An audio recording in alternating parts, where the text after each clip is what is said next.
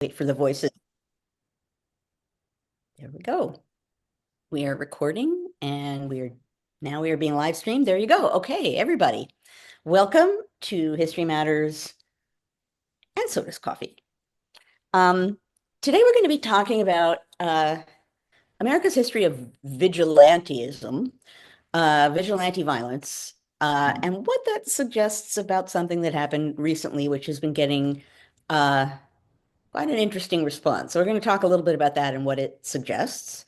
But before we do that, I turn to my wonderful partner in crime, Annie, who will explain the rules of the game. Well, good morning, everybody. Can you hear me okay, Joanne? Okay. I'm trying not to yell because people are asleep because it's only 4:50 in the morning. It's 5 a.m. now Oh, you're in Hawaii. I in forgot. Waikiki. Yeah, so I Oh, was look at telling how a friend. dedicated. That's I know. So this is my new mug from Big Wave Dave's Surf Shop. You can get coffee or a surf lesson. Are you wearing a lei? I am. It's I was telling them right before you logged on, it's a few days old, so it's seen better days, but I wanted to show Oh, you the students at the Hawaii Tech Academy gave it to me and it smells so good. oh, that's wonderful. Okay, The whole room smells like orchids. diligent and vigilant you were It being is. And being then very, the teacher gave me this map shirt. So very. I could be decked out for today's show. She gave it to me early, even though I'm not going to her school till today. Different teacher. She said, I want you to wear it on your show. Here you So are. yep. So, hi, aloha, everybody. So this is how it works. Joanne's going to talk about today's topic for about a half an hour. Please remember to set your chat to everyone. A few of you are still chatting only to myself and Joanne. And it's easier if everybody can see what you're typing. I'm going to come back in about 30 minutes and I'm going to look for your questions down below in the Q&A and then we'll have a discussion. Okay. And as I say every week, anyone who is here for the first time or close to the first time, please tell folks in chat and you will get a robust welcome. The other day I went to look at on YouTube and there are people who watch on YouTube and then they put in chat, it's the first time. And I feel so bad because I don't, I can't see that until long after. But at any rate, please do say so because this community has been here for 255, I forget how many times. 246, thank you, Carolee. It's our 246th episode. So please do introduce yourself if you're here for the first time. Okay, so I wanted to talk about vigilante violence and particularly America's history of vigilante violence and what that might suggest about today. And obviously, I'm responding to the shooting that took place, I think, last week, in which a 26-year-old man named Luigi Mangione shot and killed the CEO of United Healthcare, Brian Thompson. The reason, I mean, it's worth discussing all by itself. The reason it came to mind, as it did for this week, is because a French press outlet contacted me, and I guess because I work on political violence so much, said, would you say something to us about what this says about the United States and political violence? I'm going to read you very quickly what I sent to this French newspaper and then focus more on some of the things I've said in there in today's conversation. But here's what I sent back. The outpouring of support for Luigi Mangione in light of his murder of United Healthcare CEO Brian Thompson reveals much about the United States past and present. As far as the past is concerned, the United States has a long history of violence by vigilantes, individuals or groups who take it upon themselves outside of the law to defend justice for the common good, however they define it. For example, in the late 19th and early 20th centuries, groups of white men lynched black men, particularly in the South, to demand justice, meaning to assert their power and repress Black Americans. Along similar lines, Southern members of Congress in the 1840s and 1850s used threats and violence in the House and Senate to defend the institution of slavery by their logic, worthy of defense, and silence its opponents in Congress. Some of the support for Mangione echoes this long tradition. More of it, however, reflects the feelings of some Americans towards American healthcare, the insurance industry, and the extreme wealth of some corporate executives. For some, America's current oligarchical impulses reek of injustice. In addition, the fact that Mangione is white and Ivy League educated has helped his cause. Okay, there's a lot of stuff wrapped up in that statement, all of which I think is true because I wrote it. But still, it tells you a point that I think is an important one, which is, I scanned some of what people have been writing about this incident, and some are saying it's a sign of how violent we are right now. Well, it's a sign of how violent we are now, but it's not as though we're violent now for the first time, although the logic of it and how it's functioning, I suppose, in society right now might be distinctive. But obviously, there's a long tradition of people taking the law into their own hands in American history for the purpose of what they define as justice. I keep doing the quotes because one person's definition of justice is another person's definition of murder and racism, or fill in the blank. But at any rate, there's a long history of people taking the law into their own hands to do what they feel, for one reason or another, is right. Now, just very quickly about Luigi Mangione. I mention this only because I think in some ways he sees himself as a kind of vigilante, and I base that on the fact that supposedly in the statement that he was carrying when he was arrested, he described the killing as a, quote, symbolic takedown, and said that it was a challenge to the healthcare industry's, quote, alleged corruption and power games. Okay, so in some way or another, he's framing himself as some kind of vigilante, making a broad statement. Something I saw again very quickly online this morning and didn't get a chance to verify is that he was not insured by United Healthcare. So whatever he was doing, uh, definitely he was trying to make some kind of a statement. There are any number of other details about the murder I'm not going to go into. But he certainly is framing himself that way.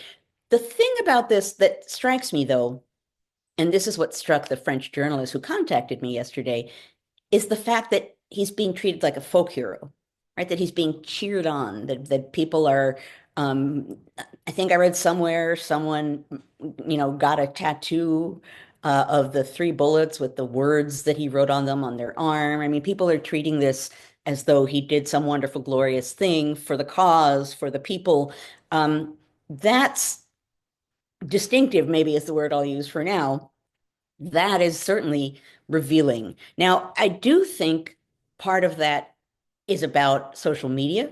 And I don't mean to continually point at social media as the bad guy, but I do think the ability of social media to take something, particularly something visual, and so immediately there were images of him and his face and the shooting and everything else floating all over social media, that lends itself to this kind of instant celebrity. And given that he framed his own narrative and that people quickly, it touched something, it tuned into a general feeling among many Americans that they are angry about the American healthcare system. They are angry about the American insurance business. They are angry about oligarchy generally, about executives sort of being immune from any other kind of power. Maybe they're feeling powerless at this moment. I don't know. I'm not going to sort of plug into the national ethos.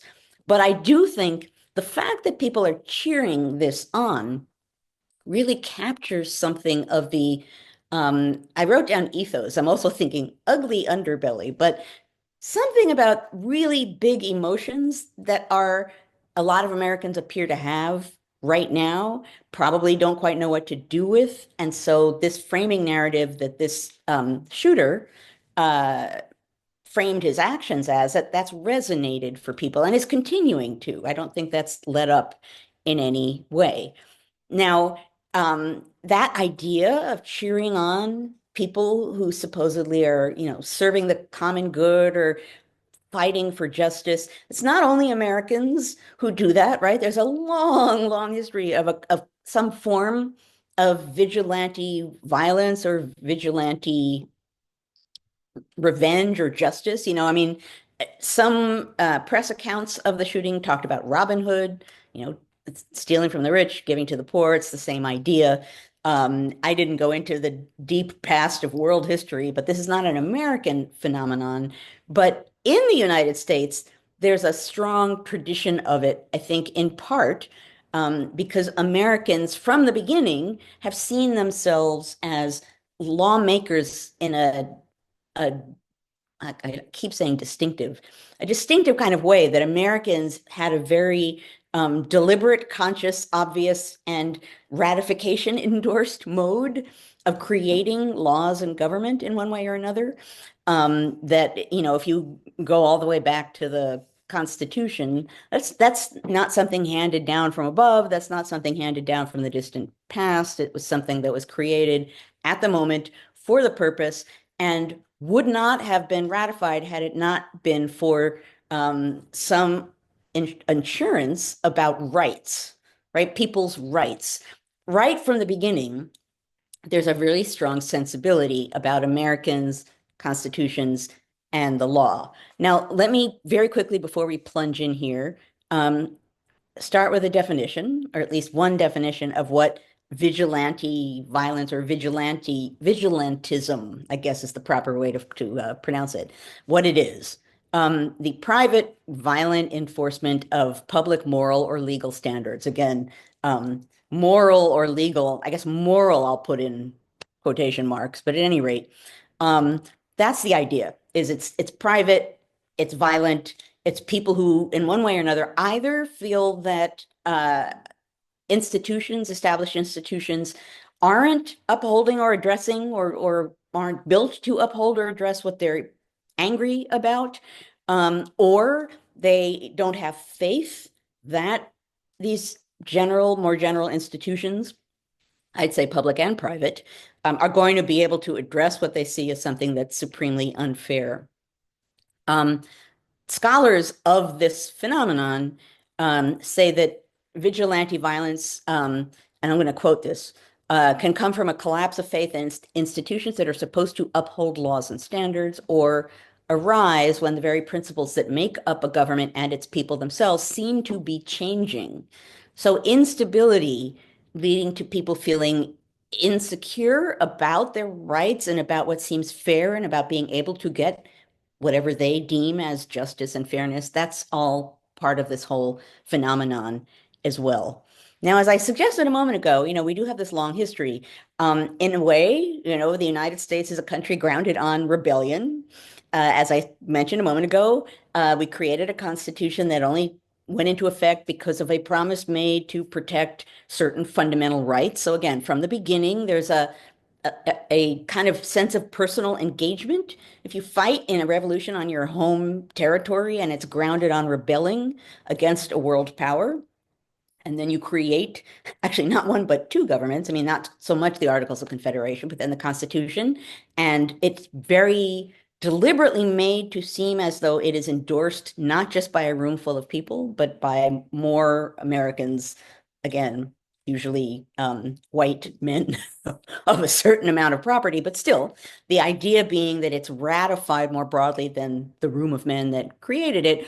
All of this leads to the sensibility that the law isn't divine, it isn't given from above. Actually, last week, I was talking about how, I believe I was talking about how the Constitution itself, the founding generation was worried about the Constitution not being seen as special enough to be different from a law, from legislation. And they were worried about what they could do so that people would understand that a Constitution is a special kind of document. All of these things kind of prime the United States to be a place where Americans feel that they have a certain right. Even democracy itself funds this idea that Americans have a certain right to their rights to what they deem justice, what they see as morality, and obviously what they see as presents the problem here, because all of those things are in some ways subjective, not all of those things, but some are. And as soon as you're talking about people enforcing through violence something subjective, you get to someone killing a United Healthcare executive in broad daylight on the streets of New York City. Now, you can we can point to, I pointed to in the piece that I wrote for the French newspaper. You can point to lots of things in American history that qualify as vigilante violence. Certainly, you could think of the American West when you had self-appointed groups of people who decided that they would take law enforcement into their own hands. And sometimes with a sheriff looking the other way, sometimes cooperating with the sheriff, sometimes regardless of the sheriff, but one way or another, there were certainly groups of men in the American West in the 19th century who took the law into their own hands outside of the normal realm of frontier government. That would qualify as vigilante violence. You could put lynching into that same category in which white men enforcing what they see as justice, meaning the repression and suppression of Black Americans, use lynching to assert their dominance and assert their control over Black Americans, again, by threatening violence, by killing Black men. You could say in their, again, as they're framing it, they think they're doing something for the common good. They could frame it as vigilante violence, whether we do or not, but that certainly falls into this sort of rubric of people who take the law into their own hands to enforce justice, however they define it, even when it's very clearly, as with lynching, beyond unjust. It's murder. Um, so this leads to an obvious question, and I thought about it this morning, and it's one that certainly we can talk about when I'm done opening with my comments here.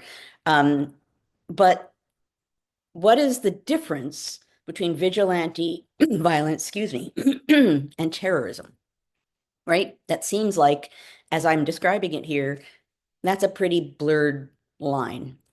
Some scholars say that vigilantes are aiming to bridge what they see as a gap between law and justice, whereas terrorists want social upheaval. I'm not sure if I entirely buy that definition, because again, the word justice makes that first definition problematic. Um, do we call the Ku Klux Klan vigilantes because that's how they saw themselves, or terrorists because that's what they were? They didn't want social upheaval, actually. They were trying to just silence people they didn't like so that society would remain the way that they wanted it to be. I don't know. And we can certainly talk about this. And that's an important distinction. And I also don't know if we're going to come to a clear definition, but that's worth thinking about. But one last thing I'll throw in here, and it very much brings us back to the man who just recently killed that healthcare executive. Another component of seeing someone as a terrorist versus a vigilante or a freedom fighter, a lot of quotes in this today, I'm sorry, but there it is, has to do with race and class, right? If the shooter had been a Black man, would he be celebrated as a folk hero right now? If he had not been an Ivy League educated white man, would he be celebrated as a folk hero right now? I don't know the answer to that, but the fact of race and class, I think, is certainly feeding into this impulse to see him as some kind of, Robin Hood of modern America. And this story, this framing would be very different. Even particularly, I mean, you guys can tell me out there, looking around in the press, how you believe this is being framed by press outlets.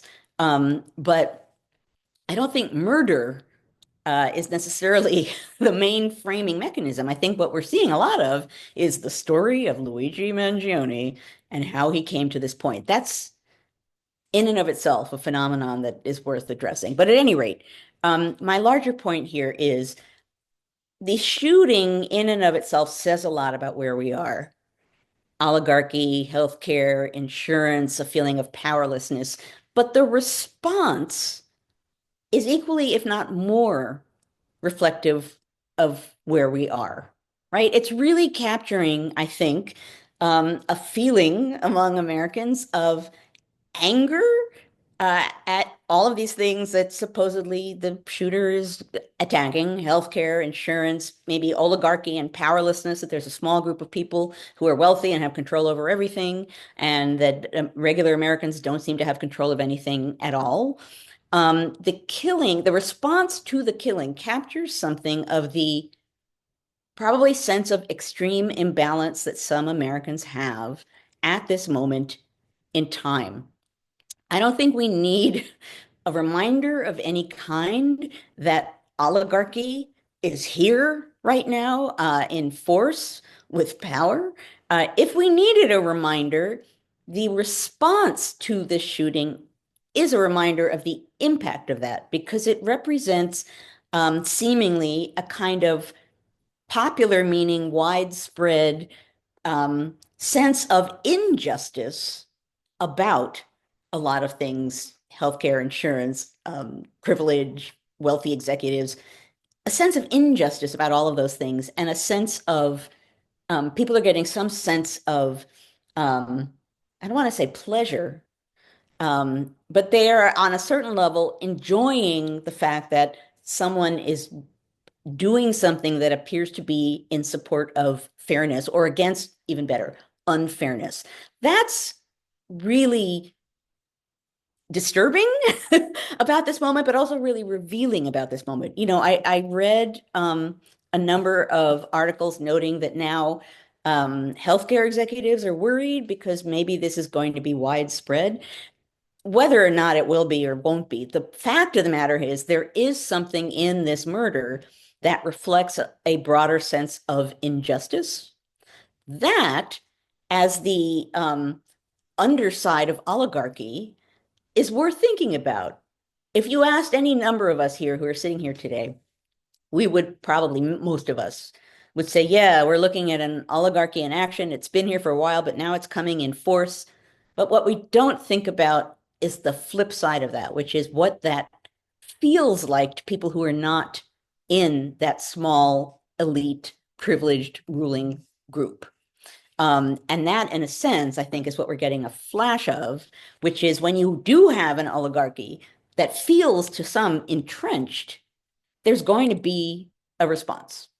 I don't know what that response will be. I don't know what the proper response to the response is. I'm simply noting that the murder and the response say a lot about the kind of ethos of this moment and are worth thinking about, because some of it is ugly and threatening and important, because it's easy to talk about isms, and to think about systems, healthcare systems, and not think about the way in which they touch on individuals and how individuals are going to feel as a response to that.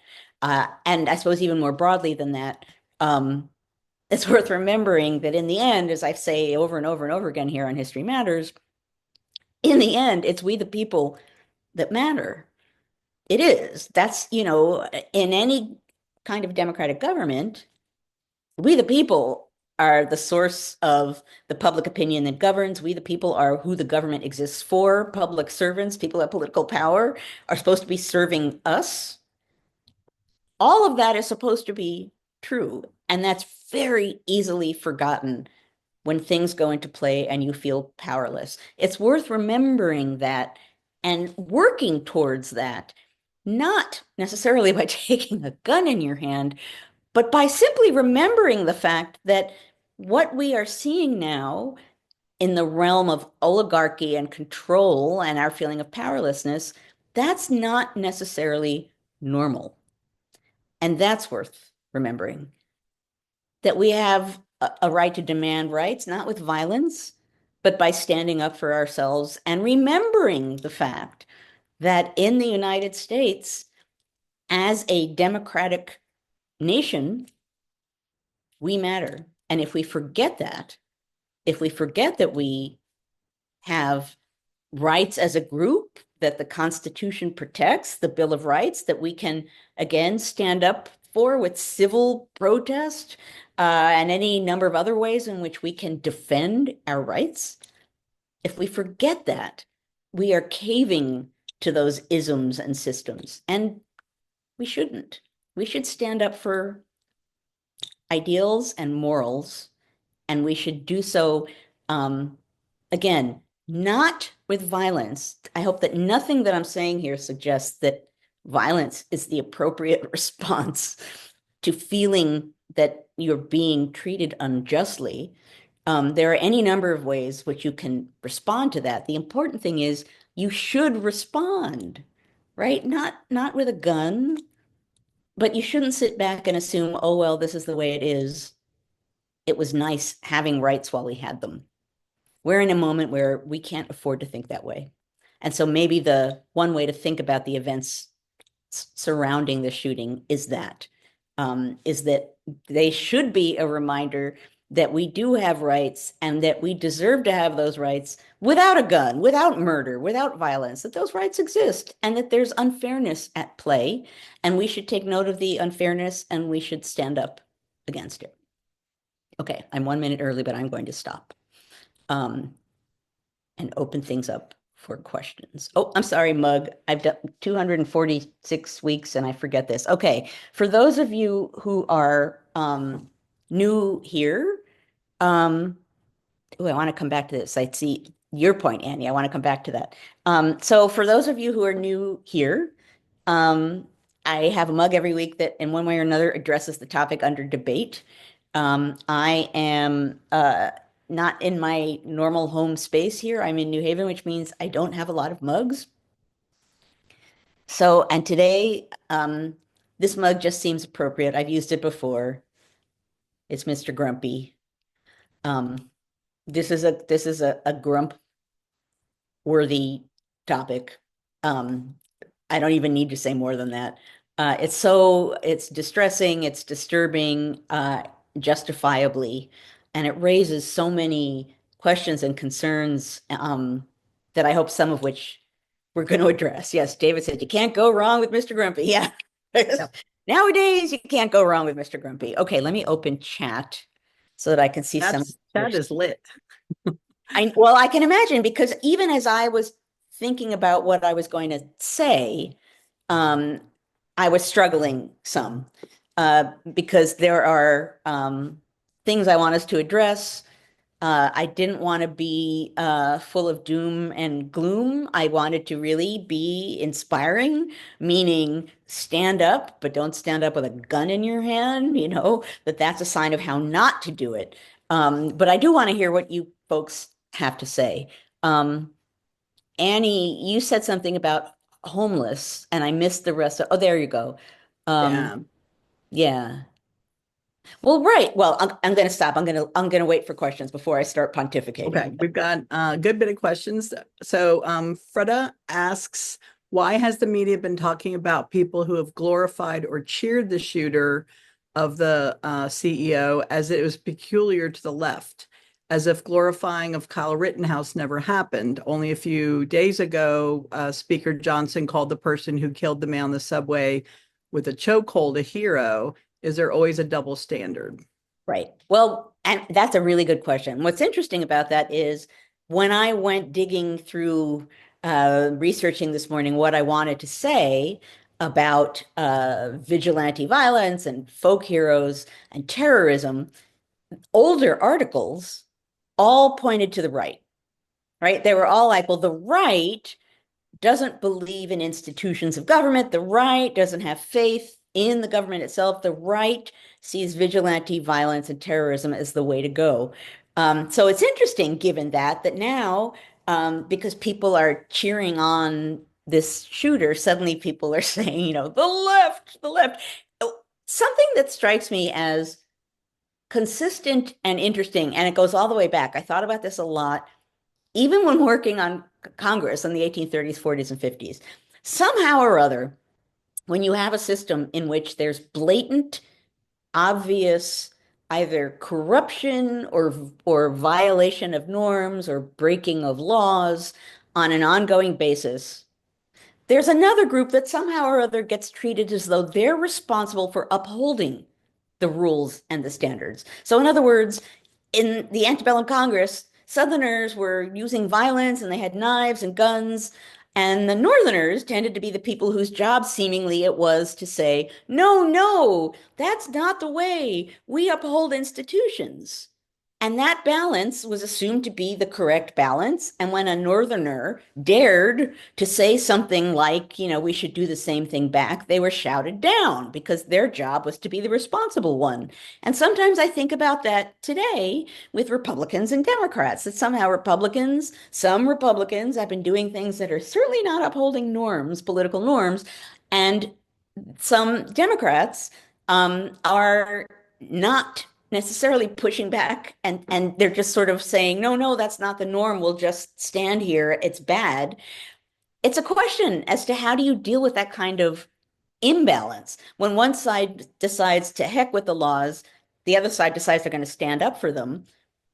It's kind of where we are, right? And so you have the Democrats right now who are, I see someone basta with norms. That's Emma, the tour guide.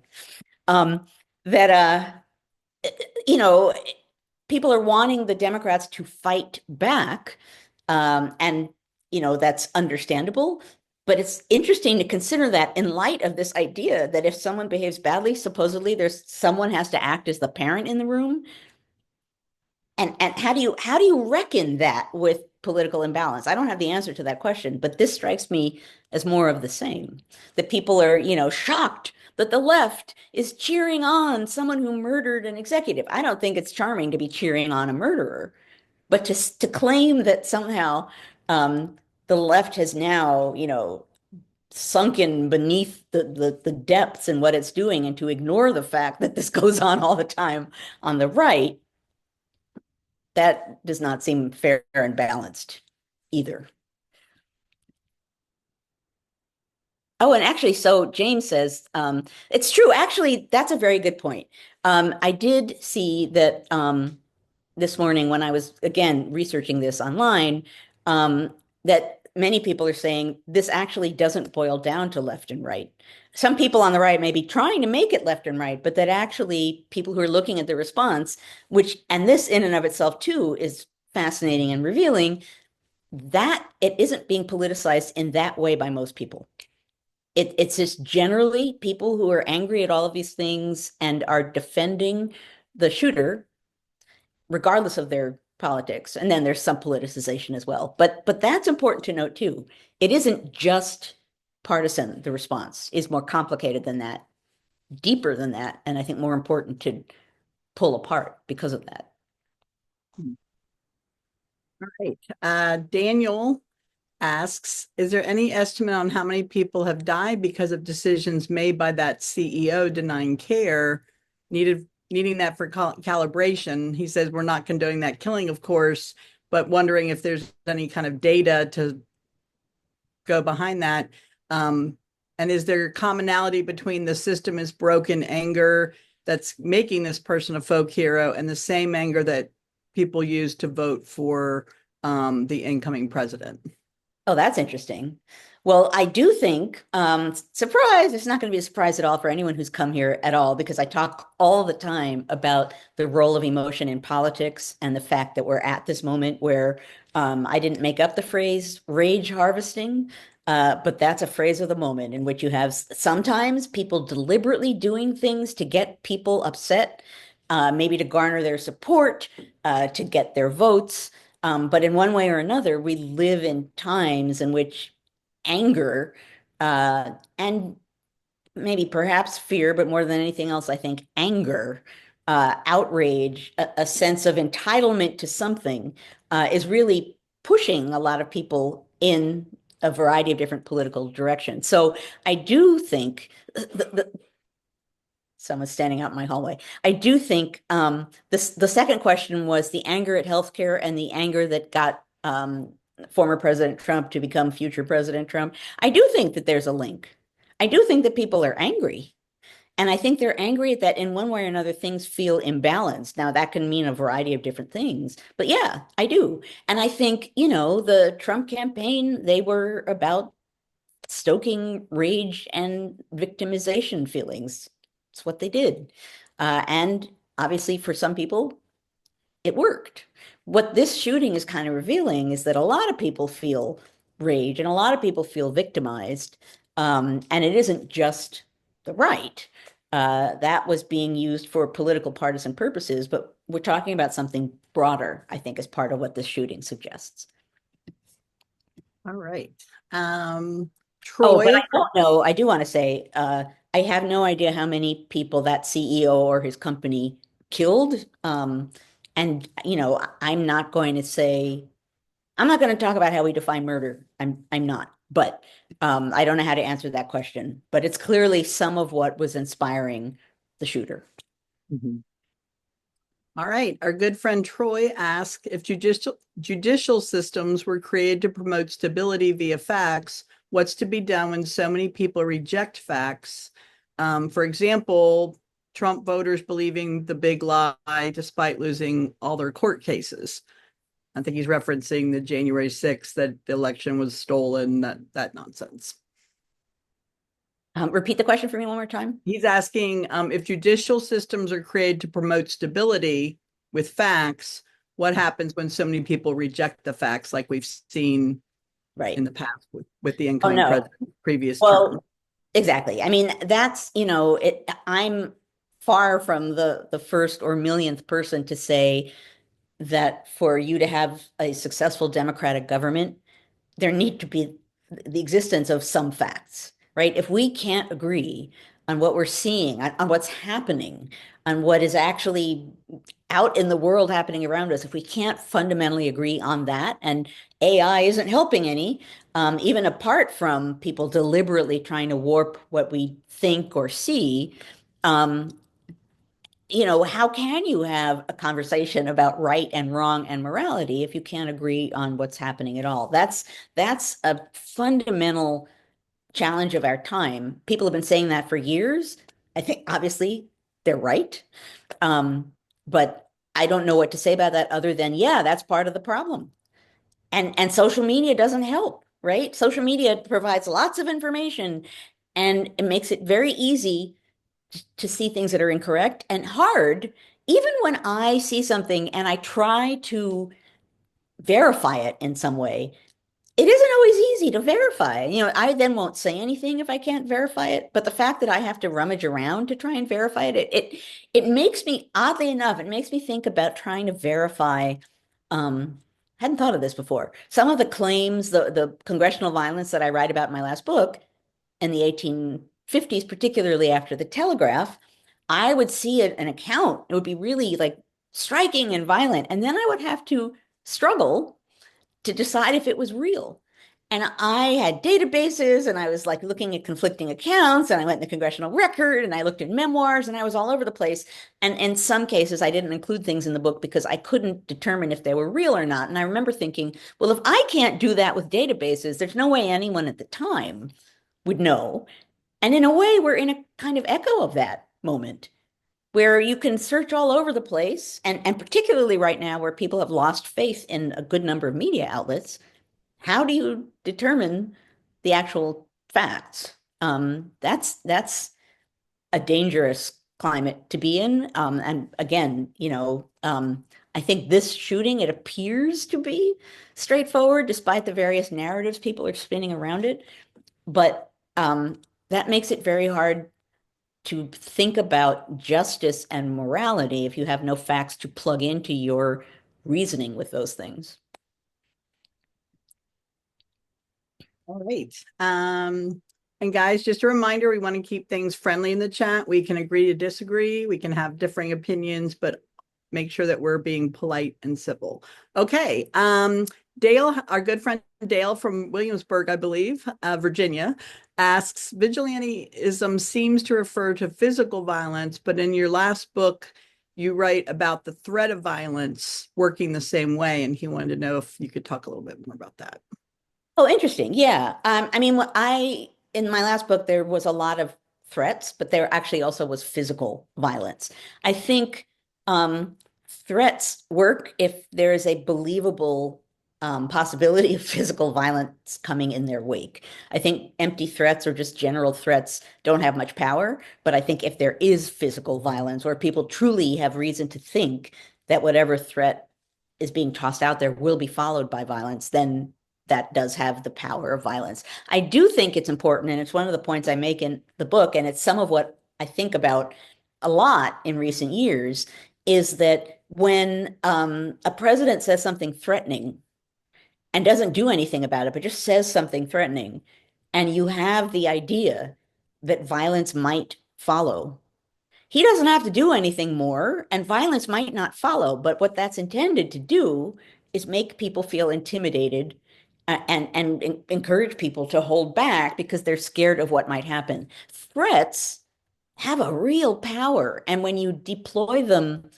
effectively, you don't have to do anything except make a threat, and it will have the impact of the promise of violence to come. I think people don't think about some of the violent language, particularly that has come sometimes in the past from former President Trump.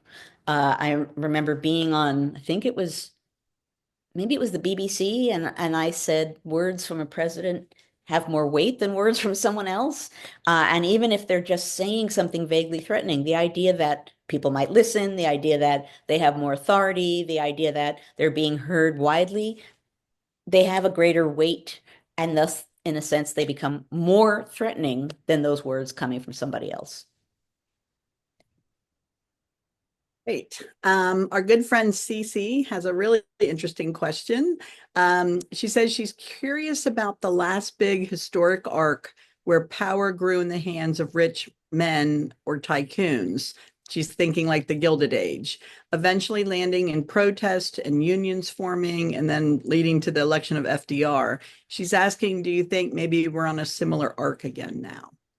Oh, I can't, I will not predict the future. I will say, as that question suggests, it is striking that the Gilded Age was followed by progressivism and a desire to even things out in society and to work for against child labor and do all of these things that were tossed out the window in the Gilded Age. There's a, I mean, there's a cause and effect of that that seems kind of obvious. I'm not going to say like, yes, the same thing is going to happen again because I don't know. But certainly, the further we veer into oligarchical dismissal of the good of the whole, um, you would assume sooner or later people's anger and sense of a sense of injustice is going to push them to move in a political direction that's going to put people in place who are going to be more focused on some form of justice, even defined very broadly and minimally. Again, we're in a moment, this is not the topic of today's episode, but we're in a moment when democratic standards are under attack too, and democratic processes and checks and balances, and many other things, our electoral system, all of those things being ways in which we can stand up and change the people who have power and maybe change a Gilded Age into a progressive era. Um, where we are now means I don't know what happens or what's to come. I really don't. I mean, I shouldn't have to say the word contingency anymore. This, I gave a lecture in Florida Monday, and one of the things I said, and I guess I must have said it with a great deal of fatigue, um, I said living in times of extreme contingency is very exhausting. It is, right? Because, I suppose you could say intellectually it's fascinating because we don't know what's going to happen. But speaking as like a normal human being, it's exhausting. And it's kind of intended to be exhausting, right? You get overwhelmed by threats and possibilities and people grabbing things and hiding that they're grabbing things or pronouncing that they're grabbing, whatever it is that we're looking at, it becomes almost impossible to respond to all of it. So then you're picking and choosing things like, what shall I be outraged at today? Knowing that there are other things you're deciding that today you won't be outraged at because there's only a certain amount of outrage a person can have in a given day. It's exhausting. And not necessarily knowing what to do makes it triply exhausting. So, granted, this is part of a ploy, right? To just make us tired, fatigued. We're just going to sit back and let what happens happen because we're tired.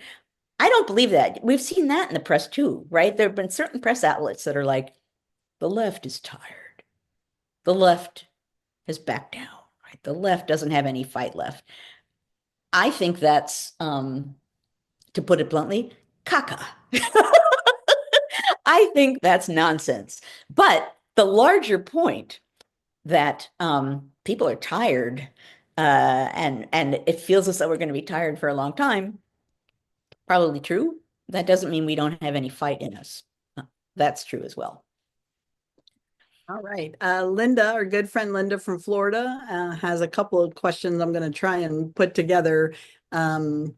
She refers to this Luigi person as another right-wing shooter and wondered about the result of support. Is this kind of vigilantism the result of support of gun violence? And she specifies from the right, once they encourage guns, the guns get turned on them. At least the guns have been turned on the elite because Trump was also a CEO. And then she also said that it kind of resonated with her like the first shot of the French Revolution, where the people had had enough. Well, right. So first I'll say, I don't think we know the politics of the shooter at this point. I think we know he was intending to attack the insurance industry. I don't think beyond that we know anything about his politics. But as far as the final point about feeling like the first shot of the French Revolution, some of the press coverage of this was kind of taking that tone that like, is this the first? Oh, some are saying he is right wing. I don't know. I actually don't know. So I will stay not knowing that, because I would have to investigate it before I said, yes, he is right wing. Although I'm sure those of you who are saying it have evidence to back that up. But the larger point is that on various media outlets are actually saying that there are executives of various sorts who are hearing it like an uprising, a popular uprising against, entrenched oligarchs. Um, I'm not going to say, oh, he's a huge fan of Elon. Okay. I don't know any of this. So, but at any rate, what I can say is, I'm not going to say that this is like, yes, the revolution has begun. But the fact that privileged people in power are hearing it that way gets back to my earlier point, which is, oligarchy, oligarchy isn't just people have power and happily enjoy it and trash everybody else, right? Oligarchy has an impact, which is the people who are being tossed to the wayside have a response, feel a response. And that's a moment that, I think that's some of what the shooting for some people plugged into. All right. Our good friend Dave asks, he was outraged no CEOs or higher ups faced any justice, such as going to jail or being fined in the aftermath of the financial crisis in 2008, 2009. United Healthcare has been emblematic of the social problems when healthcare is about capitalism and maximizing profits. What should citizens do in light of what is coming with the incoming administration that promised more deregulation and more tax cuts for businesses and the top 1%? It seems social injustices are going to become more problematic. Well, so I was thinking about this in another context yesterday, because as I said a moment ago, there's so many things to be outraged about. And I don't know what set me off on this tack, but I was thinking about what happens if and when this new administration comes for social security. And that's going to make everyone mad, right? I don't care what your politics are. And I think when people actually understand what that means, if that does in some way take effect, that's going to make everyone angry. I do think that there are certain things that will just make people angry regardless of their politics, right? Social Security is one, and I think healthcare is another. Repeat for me the precise words of the question.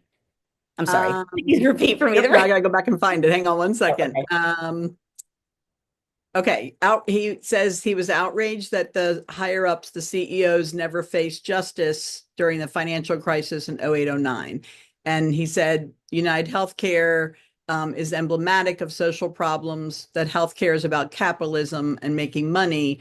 What should citizens do, knowing that the incoming administration is promising more deregulation and more tax cuts for the rich. Okay, that's where I was headed, as to what should people do. What I was thinking yesterday was that if Social Security really is going to be attacked, people are going to feel primed to actually do something, right? Maybe in a more visceral way than regarding even something that to me seems as visceral and fundamental as healthcare. I don't have the answer as to what should people do. I would say certainly if there's a loud outcry, and I think Social Security and actually healthcare did this too in the past, when certain fundamental things that people feel entitled to are going to be threatened or taken away, that's a potential for people to really make an outcry, to really like explode in opposition to what's going on. And I still say, and I don't think this is naive of me to say, when there's a loud enough outcry, there still is a response. Not always, and not the response we may want, but I don't think it's useful or even right to say nothing we do matters. We might as well just allow it to happen. Granted, so some of the appointments, some of Trump's appointments that he wants to put in place for his administration, right? There has been outcry against some of them, and that has actually produced something of an impact. I don't know how many years ago it was when there was a huge outcry about healthcare, and a number of members of Congress backed down. This isn't the be all end all answer to everything, but I think when there are fundamental things like life and death issues, like healthcare, or even Social Security, like being able to afford to survive in the nation generally, when those things really feel endangered and under attack, I think Americans, or I hope Americans are going to be really loud and assertive in standing up, in contacting their members of Congress, in doing whatever they need to do to basically make people with power fear that they're going to lose that power because there's so much opposition to what they're doing. To get under the skin of people in power, threaten their power, right? If you're a member of Congress and you're doing things that are getting vast numbers of your constituents to say, we hate this and we're never going to vote for you again, it's going to have an impact, right? And I can't promise what or how, but I strongly encourage people to please don't surrender or give up on the very idea that public opinion matters, even if it feels like it doesn't. And that's why yesterday I was thinking, well, maybe Social Security is going to be the issue that gets people to be so loud and so organized and so assertive about demanding their money that they've been putting into Social Security. Maybe that's going to be an issue that's going to get people to finally say, you know what? No, oligarchs. Like, you can't do that. So let's talk about this. We're against it. And a lot of us are against it, not just the left, not just the right. I think when people realize it's their money that they've been putting into Social Security, and now there's the threat that they're not going to have access to it, I think that's going to make people really angry. And if we use that to speak up, to make that not universal, but probably pretty darn widespread anger known, it will have an impact on people with power who are afraid that they might lose power because of that response. All right. We have a couple more questions. I know we only have a few minutes, but Gloria, who comes almost every week, I'm going to combine two that Gloria submitted. She says, was not the recent election a reflection on the people if the middle class acting out against universities and political power elite using tax money for their own causes? The Democrats used the law to fight opposition. Are you ignoring that? She asks. Well, let me put it this way. We have a legal system that so far, on at least a minimal basis, is working. And what it says is, if you allegedly commit a crime, you deserve a fair trial for that crime. I don't think saying that someone allegedly committed a crime and then having a trial is attacking opposition.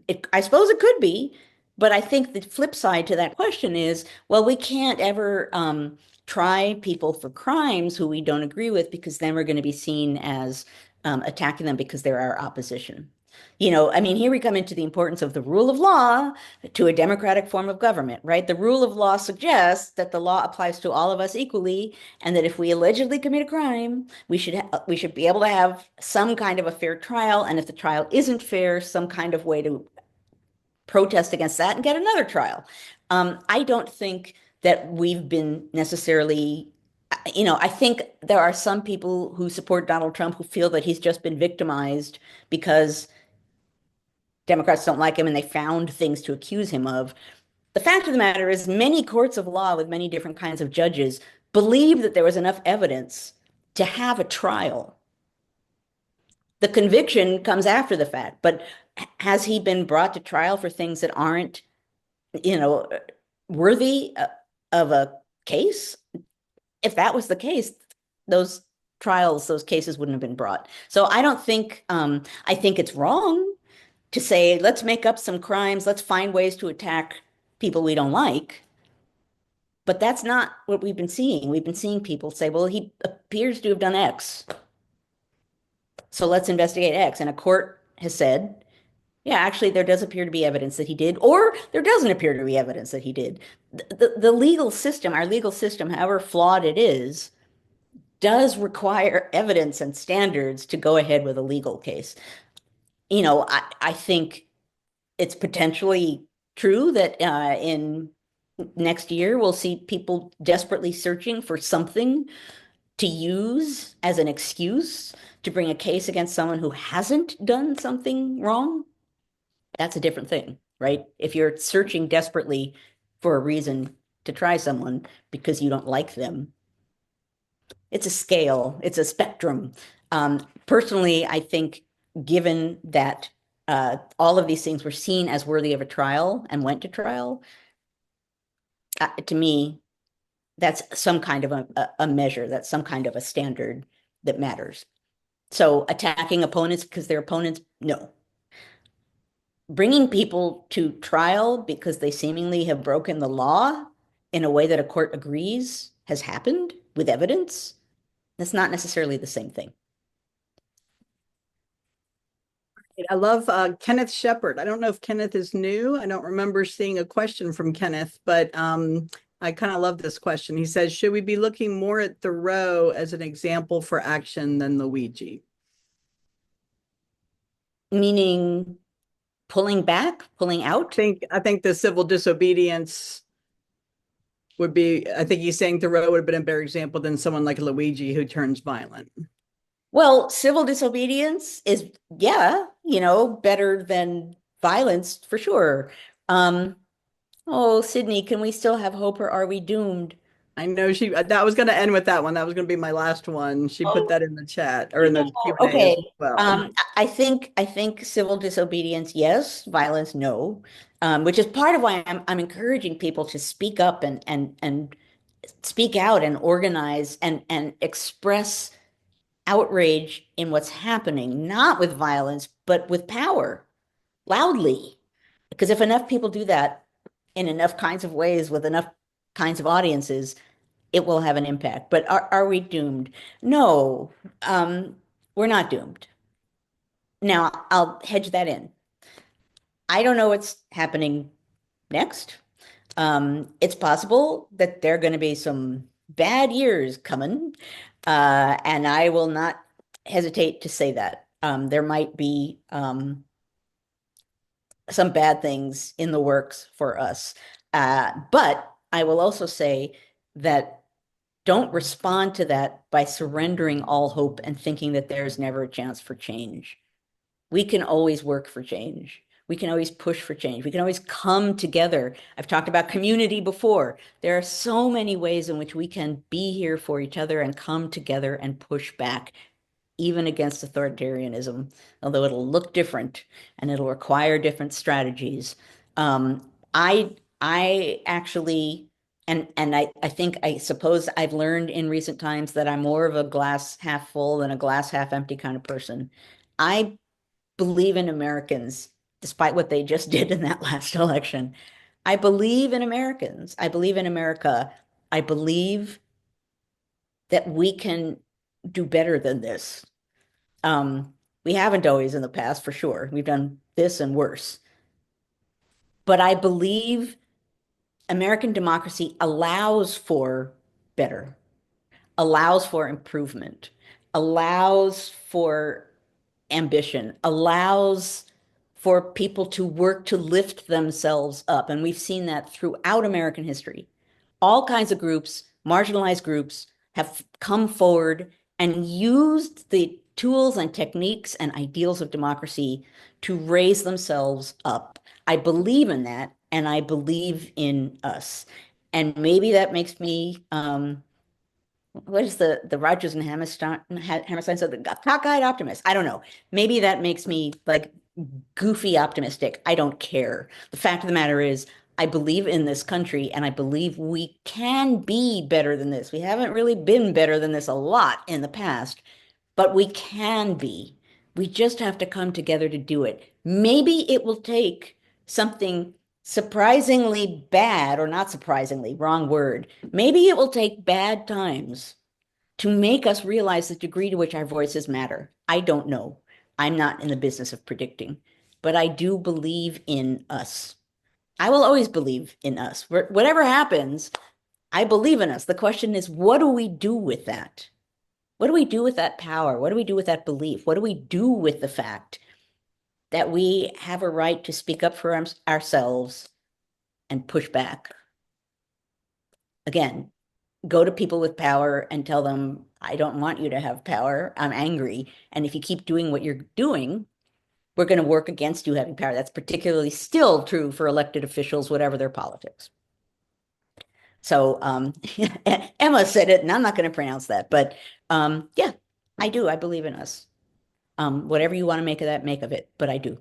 It's why I'm here every week, guys. It's why we're here every week. Why are we here every week? Because it's worth talking about these things so that we can figure them out and wrestle through them together and try and figure out how to respond in the here and now. If we felt doomed and had no hope, there'd be no point being here. Why be here? Why engage in this conversation if nothing matters? I don't believe that, and I think anyone who's here doesn't believe that either. So, okay, we're a little late. So I am going to say what I always say. First, I'm going to say we're going to have an after party in a moment because I know there are some people here who haven't been here before. So first, let me explain that, and then I'll close. So what's going to happen now is we are going to go to our after party. What that means is that we will no longer be recording our conversation so that we can be even freer and easier than we were before in our conversation. If you beamed in through the NCHE website, then stay right where you are and poof, you will be in the after party. If you are watching us on Facebook, you need to leave Facebook and go to ncheteach.org/conversations. That's ncheteach.org/conversations. And then you too will be in the after party. So I do want to say, I was on my way to saying it before. There's the poof. I've said poof for 246. I've already forgotten the number of weeks. At any rate, I'm going to say a version of what I just said, which is thank you for engaging in the conversation of democracy on a Friday morning. It matters, folks, and that's why we're all here. This is a community of people who care. And we're really not the only community of people that care. And by coming together and wrestling with this and thinking about it, and even better, going on to talk about this with others, wrestle with it with others, think about it, come up with ways to respond to the here and now. That's power, folks, even if it doesn't feel like it. So thank you for being here and believing in the fact that we do this for a reason, that it means something that we're here. And I want to thank also Annie and Claire and Jessica and John and NCHE for being here and allowing this to happen. We could not do it without you, and I look forward to this community and to you guys, hanging with you guys every week. Annie has just said there's a Slack community as well. Folks, if you're new here, like it's a real community. Like I'm not just like tossing that word around. There's like meetups in real life. People help each other. It actually has become a community, which makes me happier than I can say. Okay, I'm going to shut up and we can go to the after party and talk about whatever the heck we want to talk about.